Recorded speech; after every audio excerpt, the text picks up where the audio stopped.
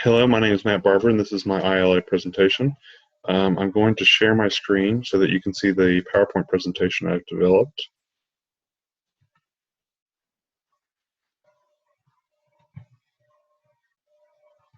Okay, so as you can see, the title of my presentation is Worldview Assessment Inventory, Measuring the Worldview of Incoming and Exiting Students. Again, my name is Matthew Barber. I'm doing this for Indiana Wesleyan University. This presentation was completed in the spring of 2016.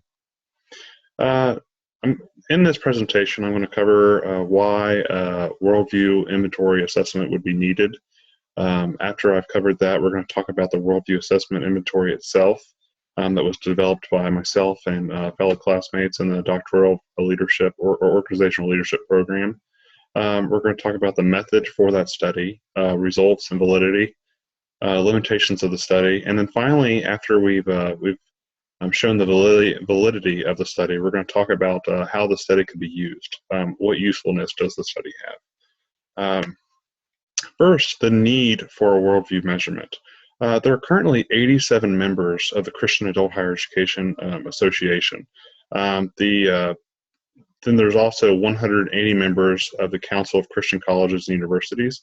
These are all Christian institutions that have a mission statement that's founded on the Judeo-Christian worldview. So when I say that, that means that in their mission is not only to educate their students, but they want to either create or deepen the relationship that their students have with Jesus Christ. So this is based on the Great Commission. It can be found in the book of Matthew, chapter 28, 18 through 20. Universities, in these universities, their leadership teams desire to create or deepen their students' Christian beliefs. So, not so much associated with the Christian organizations, but more for just the sake of developing a worldview assessment. Me and my fellow students, myself, Matt Barber, Cynthia Hyatt, Ryan Laux, and Bartholomew Reed began a quantitative research study where we attempted to develop a worldview assessment. This was done in partnership with our faculty mentor, Dr. Vern Ledden.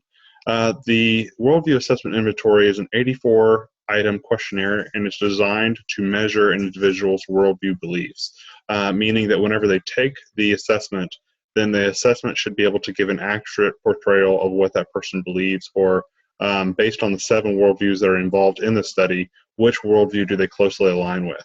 Whenever I say worldview for the purposes of this study, it is we're taking the definition that was created by Sire 2004, and when I say Christian, I'm meaning it's as defined as by Carson 1994. So for this research method, our team developed a literature review, and this was done to develop accurate item statements. We wanted to develop item statements that accurately reflected the 7 worldviews that we decided to study. Just to go back one slide, just to note, we are studying the 7 worldviews that we're studying is Christianity, individualism, materialism, nationalism, naturalism, monotheism/pantheism, and relativism. Okay, so we wanted to develop item statements that accurately reflected those worldviews. When we did that by doing a thorough literature review. Again, the survey instrument was 84 questions long, and we submitted this instrument to leaders from 65 Christian organizations.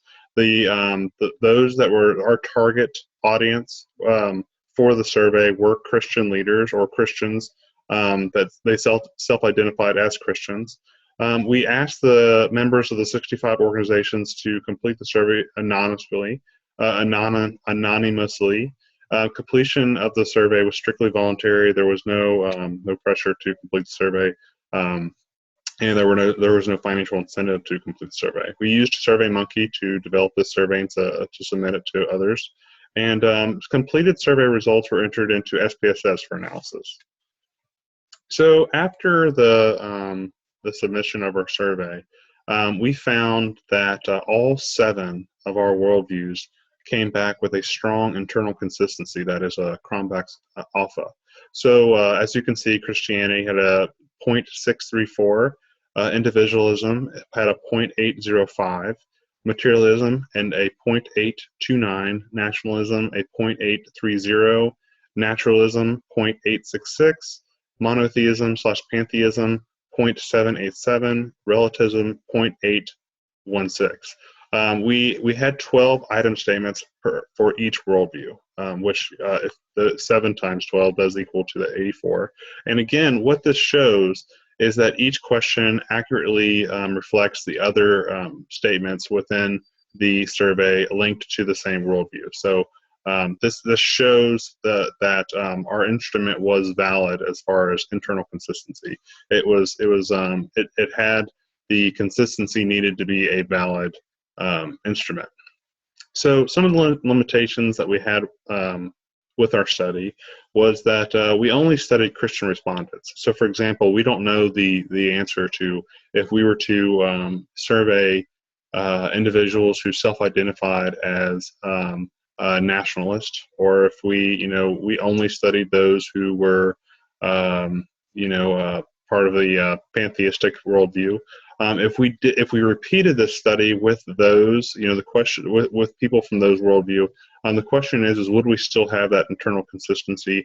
Would the study reproduce its same results? I don't know. So that is one limitation. Another limitation is that not all members of the 65 organizations were involved in the study, meaning that we are just getting a sample from those 65 organizations, and of course, there are many more than 65 Christian organizations in the United States and in the world. So the 65 organizations, while large, it's not a large percentage of Christian organizations in the United States or the world. So, let's talk about uses for this study. So we've determined that this instrument is accurate at determining a person's worldview. So how this could be used in Christian adult higher education or Christian education in general is that leaders whose goal is to create or deepen their students' Christian beliefs, they need a baseline in order to identify where the students are currently at. So what these leaders can do is they could submit this instrument to the incoming students and get a baseline of where those students are when they enter the university. And then when those students leave the university, whether it's through through a 2-year or 4-year degree, they could resubmit this survey and or get another idea of where that student is, to see where that student has progressed during their time in the university. Now, obviously, this could be used in a multitude of different scenarios. It could be used for traditional campuses that have students that live on campus and are involved in a lot of extracurricular activities. It could be used in adult campuses where students, the only real influence that the institution has on them is their coursework. It could be used from semester to semester, year to year, or strictly just at the beginning of the program, at the end of the program. These are all different ways that the institution's leaders could determine growth or diminishing Christian worldview. I think the primary thing that we can focus on is the actual baseline. So, in order to know how to really know whether or not you're succeeding in a measure or in an attempt to do something, you need a baseline. So right now, without a worldview instrument, these Christian organizations, while I'm sure that their methods are effective, they're not statistically effective, meaning that they don't have any kind of data that is showing that their efforts are proving effective. By administering this survey to their students and then giving them a post-survey after their time at the university, they can have a definite understanding of what effect is going on as far as their Christian worldview.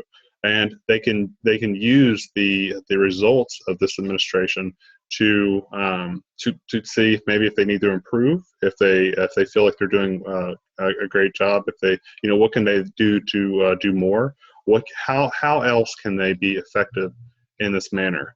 That is the primary purpose in this situation of how this worldview instrument could be effective in Christian higher education. It's the ability for Christian adult or Christian education leaders to get a firm understanding of the worldview of the students coming into their university and the worldview of the students who have been a part of their university and are now leaving the university. So these are the references for our study. And again, this was this study in general was completed as in cooperation with myself, Ryan Locks, Cynthia Hyatt, Bartholomew Reed, and also Dr. Vern Ludden. I thank you for your time, and take care.